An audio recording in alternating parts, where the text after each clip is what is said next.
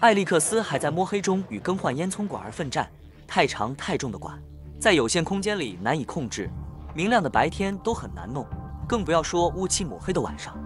如果管子不慎掉落地面摔坏，今天等于白搞一场，后面还很难收拾。小心谨慎，既然管子位置受限，那就移动身体，调整成适当的角度，施工能够更顺手。慢慢的举起，对准接口，能不能缓慢移动进去？看起来有对接上，但是还是有点怪怪的，管子还是摇摇晃晃，无法自己支撑起来。惨的是现在管子卡住，进退两难。哇靠！刚刚是装不上去，现在是没装好，想拔出来重来也不行。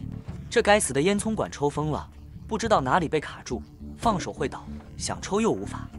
如果硬拔，管子被搞弯了，或是连接部位折损，也没有备品可换。整个烟囱管系统毁了，无法烧火炉，在这里一晚也撑不下去。没有烟囱管道，火炉就无法使用，对生活具有连带的致命关系。现在状况让艾利克斯压力山大，管子很重还滑溜，要在避免损坏状况下进行拆装，拆下重新再来，或是按照现况慢慢装进去。这样搞到整个人火都来了。现在他已经将个人生死置于度外，即使会掉下去，也要将管子给搞定。大力不会出奇迹，惨的是也没有保固。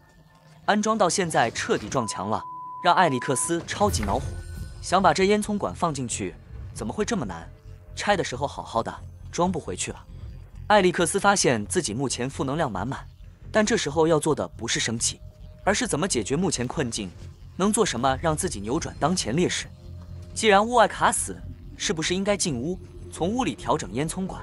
刚才由上而下，现在反思路的由下而上，搞不好这才是正确步骤。因为这管实在太重，无法由正上方垂直插入，该是改变做法的时候，备用方案启动。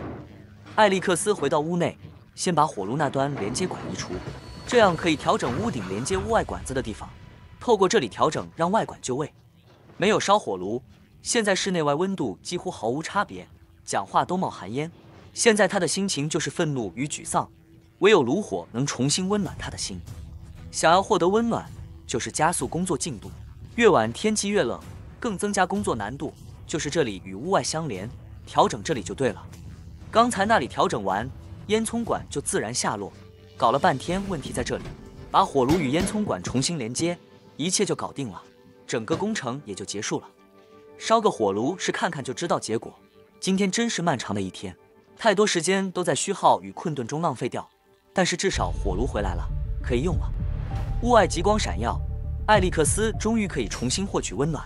原本火炉上的焦油回流到木头上，现在这问题被彻底解决。这种柴火炉一定要定时修剪，积碳与焦油是柴火炉的安全隐患。把这些问题解决，又可以安心使用好一阵子，在小屋内享受大火热力的温暖，一下子整间屋子也会暖烘烘。